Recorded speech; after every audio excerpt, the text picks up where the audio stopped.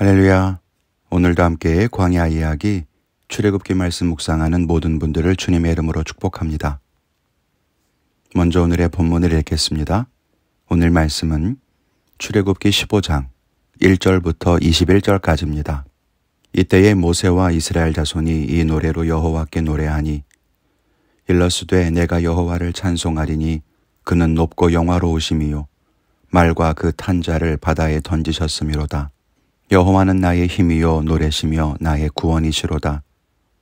그는 나의 하나님이시니 내가 그를 찬송할 것이요 내 아버지의 하나님이시니 내가 그를 높이리로다.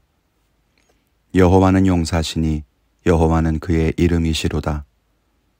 그가 바로의 병거와 그의 군대를 바다에 던지시니 최고의 지휘관들이 홍해에 잠겼고 깊은 물이 그들을 덮으니 그들이 돌처럼 깊음 속에 가라앉았도다. 여호와여 주의 오른손이 권능으로 영광을 나타내시니이다. 여호와여 주의 오른손이 원수를 부수시니이다. 주께서 주의 큰 위엄으로 주를 거스르는 자를 엎으시니이다. 주께서 진노를 발하시니 그 진노가 그들을 지푸라기같이 사르니이다. 주의 콧김에 물이 쌓이되 파도가 언덕같이 일어서고 큰 물이 바다 가운데 엉기니이다. 원수가 말하기를 내가 뒤쫓아 따라잡아 탈취물을 나누리라. 내가 그들로 말미암아 내 욕망을 채우리라. 내가 내 칼을 빼리니 내 손이 그들을 멸하리라 하였으나 주께서 바람을 일으키심에 바다가 그들을 덮으니 그들이 거센 물에 납같이 잠겼나이다. 여호와여 신중에 주와 같은 자가 누구니이까? 주와 같이 거룩함으로 영광스러우며 찬송할 만한 위엄이 있으며 기이한 일을 행하는 자가 누구니이까? 주께서 오른손을 드신즉 땅이 그들을 삼켰나이다. 주의 인자하심으로 주께서 구속하신 백성을 인도하시되 주의 힘으로 그들을 주의 거룩한 처소에 들어가게 하시나이다. 여러 나라가 듣고 떨며 블레셋 주민이 두려움에 잡히며 에돔 두령들이 놀라고 모압 영웅이 떨림에 잡히며 가나안 주민이 다 낙담하나이다. 놀람과 두려움이 그들에게 임하매 주의 팔이 크므로 그들이 돌같이 침묵하여 싸우니 여호와여 주의 백성이 통과하기까지 곧 주께서 사신 백성이 통과하기까지였나이다. 주께서 백성을 인도하사 그들을 주의 기업의 산에 심으시리이다. 여호와여 이는 주의 처소를 삼으시려고 예비하신 것이라. 주여 이것이 주의 손으로 세우신 성소로소이다. 여호와께서 영원 무궁하도록 다스리시도다 하였도다. 바로의 말과 병거와 마병이 함께 바다에 들어가매 여호와께서 바닷물을 그들 위에 되돌려 흐르게 하셨으나 이스라엘 자손은 바다 가운데서 마른 땅으로 지나간지라.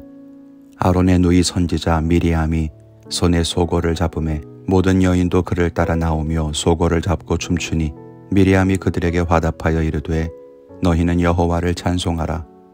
그는 높고 영화로우심이요 말과 그 탄 자를 바다에 던지셨음이로다 하였더라. 아멘. 오늘 말씀에는 모세와 그의 누이인 미리암의 찬양이 나옵니다. 홍해에서 놀라운 기적을 통해서 구원받았던 이스라엘 백성들의 환희에 차 있는 찬양입니다.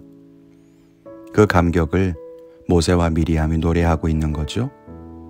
오늘 이 기쁨의 노래를 통해서 몇 가지 함께 생각해 보면서 은혜를 나누기를 원합니다. 그 첫째는 하나님의 은혜를 찬양하라는 것입니다. 찬양은 하나님께 영광 돌리는 것입니다. 그리고 우리가 드리는 찬양 중에 가장 아름다운 것은 하나님은 어떤 분이신가 하는 그의 성품을 찬양하는 것과 하나님이 행하신 일을 높이는 것입니다. 오늘 본문에서 홍해의 기적을 노래하는 두 노래는 하나님이 무슨 일을 행하셨는가를 구체적으로 설명합니다. 그 노래만 들어도 하나님이 행하신 일을 기억할 수 있습니다. 우리도 하나님이 베푸신 은혜를 날마다 찬양해야 합니다. 하나님은 우리의 삶에 매 순간 놀라운 기적을 베푸십니다. 그리고 우리의 기도에 선하게 응답하십니다. 그러나 과연 우리는 얼만큼이나 감사와 찬양을 돌리고 있습니까? 불평이나 원망할 때에는 소리를 높이고 감사와 찬양에는 침묵하고 있지는 않습니까? 사람들에게 하나님의 은혜를 이야기하는 것이 부끄러워서 혹은 자랑하는 것 같아서 침묵하고 있다면 우리는 하나님의 은혜를 가볍게 여기는지도 모르겠습니다. 우리 성도님들이 하나님의 은혜로 인해서 날마다 찬양할 수 있기를 주님의 이름으로 축원합니다. 둘째는 체험한 만큼만 고백할 수 있다는 것입니다. 하나님의 은혜를 노래해야 한다고 이야기했지만 결국 우리는 하나님의 은혜를 경험한 만큼만 찬양할 수 있습니다. 오늘 이스라엘 백성들에게는 홍해의 기적이 있었습니다. 눈앞에서 바다가 갈라지고 자기들은 마른 땅을 건너고 애굽의 군사들은 바다에 수장되는 이 일들을 바라본 사람들은 정확하게 하나님의 은혜와 능력을 찬양할 수 있었습니다. 우리의 모습은 어떻습니까? 우리는 얼만큼이나 하나님의 은혜를 체험하고 있습니까? 또 얼만큼이나 하나님의 응답을 경험하고 있습니까?